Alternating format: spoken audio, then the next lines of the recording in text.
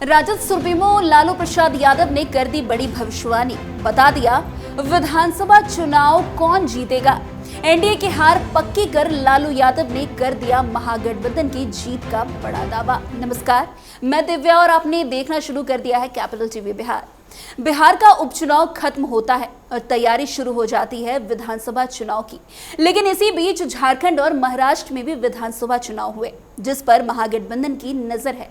लालू प्रसाद यादव तो झारखंड में जाकर चुनाव प्रचार भी कर वापस लौटे हैं। ऐसे में अब जहां झारखंड में दूसरे चरण का मतदान हो चुका है, तो वहीं दूसरी तरफ लालू यादव ने बड़ी भविष्यवाणी कर डाली है।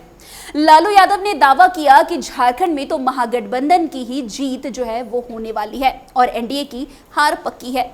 जी हां, झारखंड में आज विधानसभा चुनाव के दूसरे और अंतिम चरण का मतदान संपन्न हो चुका है। वहीं महाराष्ट्र में भी सभी सीटों पर एक साथ वोट डाले गए।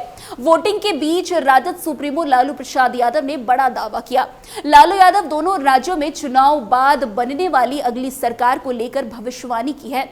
लालू यादव ने कहा कि झारखंड और महाराष्ट्र दोनों राज्यों में बीजेपी की हार होगी। एनडीए की सरकार बनने के दावों को सिरे से नकारते हुए राजद सुप्रीमो कहते हैं कि दोनों राज्यों में हमारे गठबंधन की बड़ी जीत होगी। झारखंड और महाराष्ट्र दोनों राज्यों में अगली सरकार इंडिया गठबंधन की बनेगी। इसका बड़ा संकेत लालू यादव ने दिया। हालांकि दोनों राज्यों में कुल कितने सीटों पर इंडिया की जीत होगी, इसे लेकर उन्होंने कोई स्पष्ट नंबर नहीं बताया, लेकिन एनडीए की हार पर टिप्पणी जरूर की है। बता दें कि झारखंड में आज विधानसभा चुनाव के दूसरे और अंतिम चरण का मतदान संपन्न हो चुका है। झारखंड में दूसरे चरण में 12 जिलों की 38 सीटों पर वोटिंग हुई। झारखंड में 38 सीटों में एनडीए की तरफ से भाजपा 32 और आजसू 6 सीटों पर चुनाव लड़ेगी। वहीं इंडिया ब्लॉक में झामुमो 20, कांग्रेस 12, राजद 2 और माले 4 सीटों पर लड़ी। ऐसे में बिहार के बाहर अपने दल को विस्तार देने की जोरदार कोशिश में लगे लालू यादव और तेजस्वी यादव के लिए दूसरे चरण के चुनाव में उनकी प्रतिष्ठा दांव पर लगी है। दूसरे चरण में राजद जिन 2 सीटों पर उतरी है, उनमें एक देवघर है और जबकि दूसरी सीट गोड्डा है।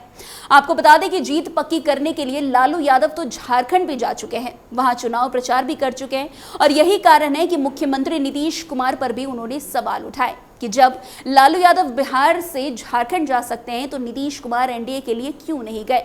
क्या नीतीश को भाजपा ने साइडलाइन कर दिया है? फिर वो खुद ही नहीं चाहते कि झारखंड में उनकी जीत हो? क्या उन्हें बुलाया नहीं गया? कई सारे सवाल उठे। वहीं इसको लेकर आरजेडी का कहना भी है कि नीतीश कुमार को झारखंड में पूछा तक नहीं गया। आरजेडी नेता मृत्युंजय तिवारी ने बीते दिन कहा कि जनता दल यूनाइटेड और नीतीश कुमार झारखंड के अंदर 11 सीटों पर चुनाव लड़ना चाहते थे, लेकिन उन्हें 2 सीट देकर उनकी उपेक्षा कर दी गई। भारतीय जनता पार्टी हो या फिर एनडीए के घटक दल के अन्य उम्मीदवार, किसी ने भी नीतीश कुमार को झारखंड के अंदर चुनाव प्रचार के लिए नहीं बुलाया। झामुमो के नेतृत्व में महागठबंधन की सरकार बनेगी, ये तय है। इतना ही नहीं, आरजेडी के प्रवक्ता मृत्युंजय तिवारी के बयान पर जेडीयू ने भी जवाब दिया। जेडीयू नेता नीरज कुमार ने कहा कि बिहार में जिन 4 सीटों पर उपचुनाव हुए, वहां नीतीश कुमार ने चुनाव प्रचार किया है। झारखंड में जनता दल यूनाइटेड के संगठन ने चुनाव में काम किया। जेडीयू के कई नेताओं और केंद्रीय मंत्रियों ने झारखंड में प्रचार प्रसार किया। नीरज कुमार ने कहा कि आरजेडी को सवाल पूछने का अधिकार है ही नहीं, उन्हें तो ये बताना चाहिए कि झारखंड के अंदर लालू प्रसाद यादव ने सिर्फ बेऊर जेल के उम्मीदवार और बालू माफिया सुभाष यादव के लिए चुनाव प्रचार किया, लेकिन किसी और उम्मीदवार के लिए उन्होंने कुछ क्यों नहीं किया। आरजेडी को बताना चाहिए कि झारखंड में किसी आदिवासी या अल्पसंख्यक समुदाय के व्यक्ति को टिकट क्यों नहीं दिया गया। वहीं अब लालू प्रसाद यादव कह रहे हैं कि एनडीए तो हार रही है, वहां जीत तो हमारी होगी। अब सच क्या है, ये तो परिणाम के दिन ही मालूम चलेगा।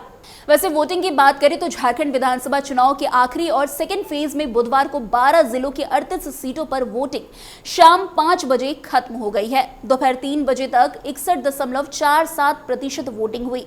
14,218 पोलिंग स्टेशन में से 31 बूथों पर शाम 4 बजे मतदान खत्म हो गया। वहीं शाम 4:30 बजे गिरिडीह के होली स्कूल के बूथ पर जेएमएम और भाजपा समर्थक आपस में भिड़ गए। बताया जा रहा है कि कुछ लोग बोगस वोटिंग कर रहे थे, इसका भाजपा समर्थकों ने विरोध किया।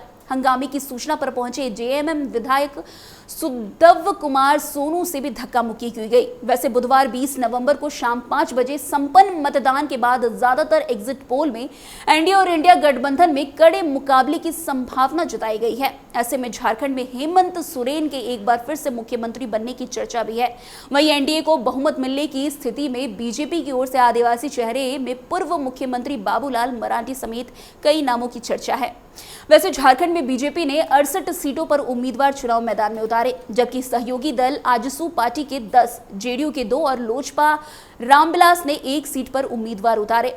एनडीए में शामिल दलों के बीच किसी भी सीट पर कोई दोस्ताना संघर्ष नहीं हुआ। इंडिया अलायंस में शामिल झारखंड मुक्ति मोर्चा ने 43 सीटों पर उम्मीदवार उतारे, जबकि कांग्रेस की ओर से 30 प्रत्याशी मैदान में उतारे गए, जबकि 3 सीटों पर इंडिया में शामिल दलों के बीच दोस्ताना संघर्ष हो रहा है। 2 सीटों पर आरजेडी और कांग्रेस और 1 सीट पर जेएमएम और भाकपा माले के बीच दोस्ताना संघर्ष है।